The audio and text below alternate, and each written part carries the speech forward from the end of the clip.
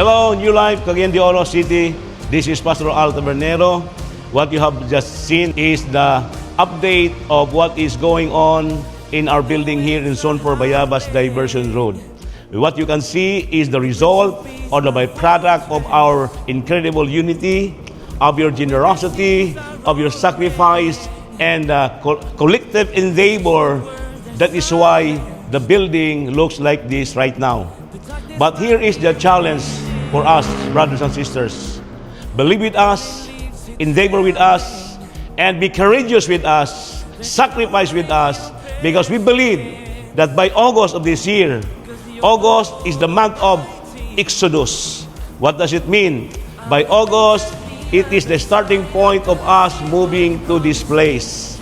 Gradually, progressively, until we all cross over to the place where God has placed for us. So thank you for your prayers.